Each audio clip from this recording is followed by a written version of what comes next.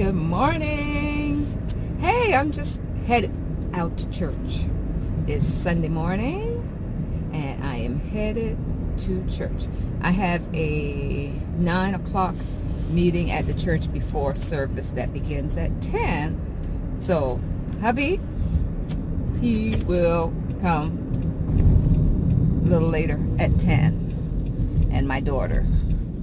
So I'm just headed out and I figured I'd turn the camera on and give a little chat to you guys. Yesterday I just ran some errands and I went to one of my little nephew's 10th birthday party. Had a pleasant time out there. So I'm just on my way to church. And one of the things I wanted to talk about was date nights. Just want to make sure that couples continue to date each other. That's so very important about dating each other. So make sure that you make time for each other without the kids or anyone else, just the two of you, so you can connect, talk, see where you both are in your relationship as far as where you are in your thoughts, your mind, what your mind is telling you about the relationship, about your spouse. And the thing is too, just to be honest. You have to be honest. That way your spouse knows where you are. Because one of the things that my husband always told me at the beginning of our marriage is he does not read minds. He is not a mind reader. So, ladies and men, think about that. If you expect your spouse to just know what you're thinking, that's not how it works. You have to tell them. I mean, just even like the smallest things, as like I've told my husband sometimes, I was like, I'm in need of hugs. I need more hugs. Because he doesn't know that. You know, I'm like, give me some hugs. When you see me, just hug me. That's where I'm at. I just need hugs.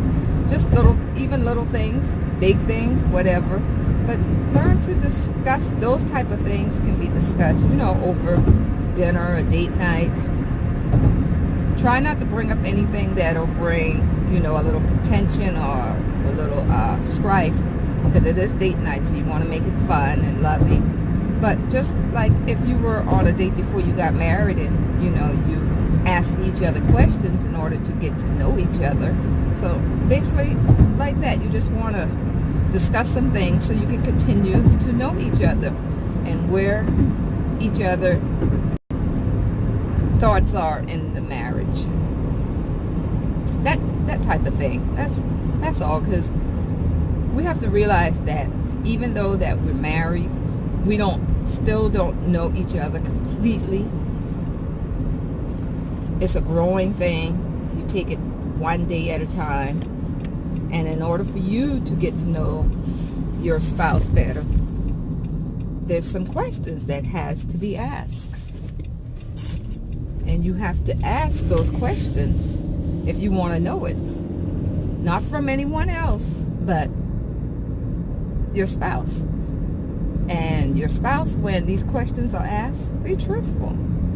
Not in a mean, harsh way, but just be truthful and let them know. Because in order to improve or to do something better or to do something that hadn't been done, the spouse has to know where you are. Because the first thing they'll say, well, I didn't know.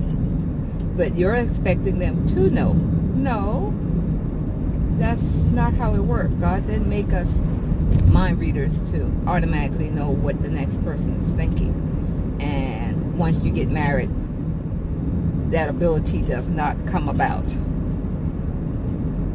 So when you sitting down at a table,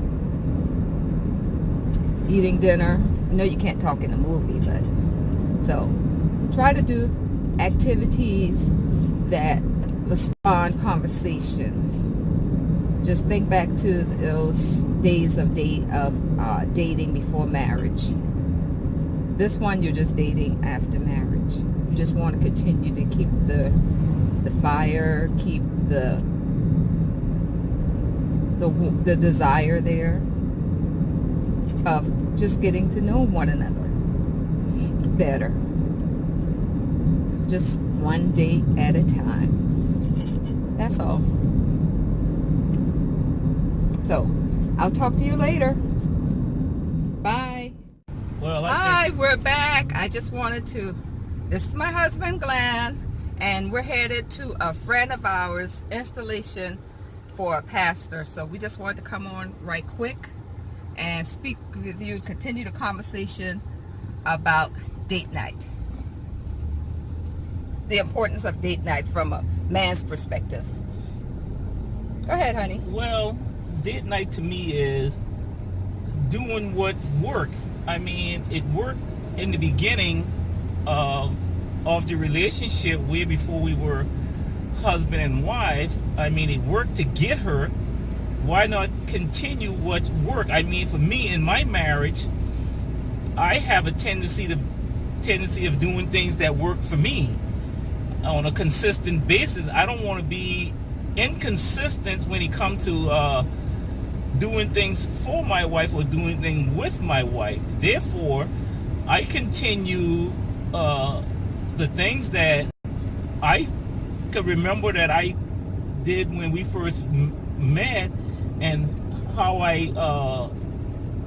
did things to attract her and to make her say, this guy is really interested in me. So date night, we have continued date night over the last 20 years, not on a consistent basis, but we do it more so at home. We call it date night. We go out sometime, but we'll sit home on a Friday night or a Saturday night and with each other, and we'll sit there and watch a movie and just be in each other's company. We'll cuddle or, hold hands or mess with each other as the movie going on, but we focus in on the movie, but more so on each other, spending that quality time as we engage with each other. We stay connected throughout the time that we spend with each other. We're always connected with one another.